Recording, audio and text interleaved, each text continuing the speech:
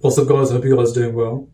I thought I'd just give you a quick video about something that kind of goes under our noses fairly often when it comes to trading, I think, in the very early stages as well, because of inexperience, right? And this is more so to do with our expectations when it comes to trading. And what I'm talking about is there sort of a finish line or a major turning point when trading, where we expect to see in trading?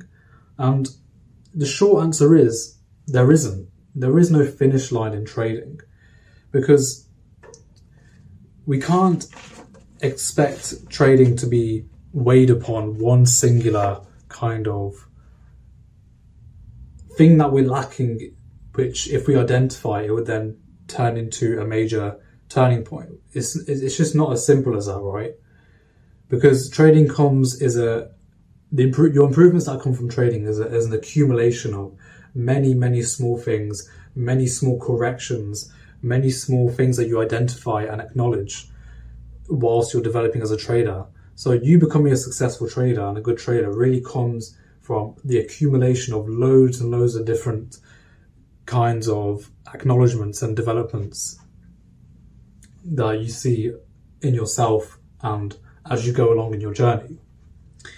We have to understand that there is no magic turning point when it comes to going from losing quite often to then becoming break even and consistently profitable. There's no one major thing which creates the magic turning point. So although it would be nice to think that that sort of idea would be kind of like a milestone, similarly with like other business models and whatnot, people have milestones, like different goals they want to achieve. Now in trading, I understand that some people want to have the different goals of wanting to get, X amount of funding, or they want to be able to reach this certain percentage per month, different things like this. Although, yes, that can be achieved, that can only happen once you already have established a skill set of being a good trader. It can't happen whilst you're still trying to become a trader. So we have to understand that trading is very much you versus you, me versus me, and we all come with human error. The days that you eventually find your trades starting to fade from losing into getting more consistently profitable, it's not going to be a major jump from one to the other. It's going to kind of fade into it. And so even though that may happen, and you could then firmly establish to yourself and say that you have the skill set to be called a profitable trader.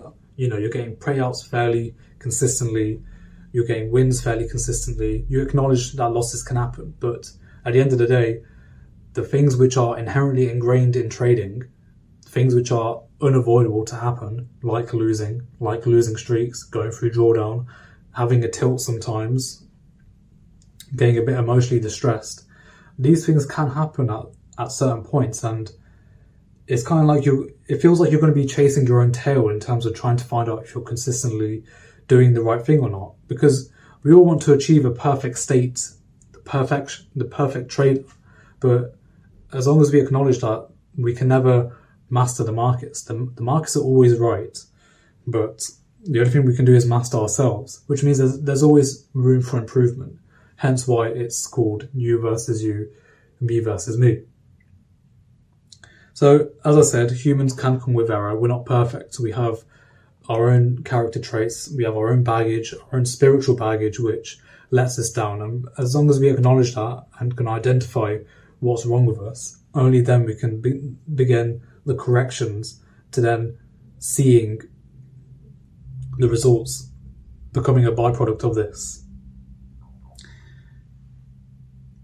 So the main takeaway I want you guys to have from this video is that we shouldn't pedestalize being a profitable trader. I don't want you guys to really, although yes, it's nice to become someone like that, I don't want you guys to really pedestalize it, because when we pedestalize something, we add emotion, we add our own. We don't want to kind of weigh ourselves on it. We tend to kind of weigh ourselves on the definitive result of if we become this or that. If we start to lower the expectations of becoming a profitable trader, in the sense that you kind of think in your mind that, yeah, it's going to happen, but it's just a stepping stone.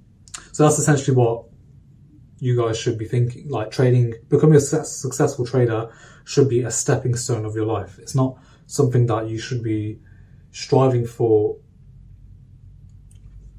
as an end goal.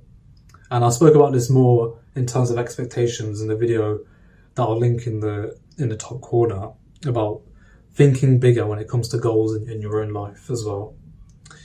But trading should just be a stepping stone to then want to do other things. And the more we weigh ourselves and the more emotion that we put towards trying to become a profitable trader, the more likely you are to extend your journey. Because when something bad goes wrong, like losing or having losing streaks, therefore things like going on tilt and having emotional distress can happen. And it's something that you have to go through in the beginning to actually acknowledge and test it for yourself to see what's going on. But then continually going through that and continually doing it is a choice. And if you're failing to acknowledge that these things can happen, then only then can I say that you haven't really mastered yourself as a person, and therefore you won't be able to make consistent results in the markets.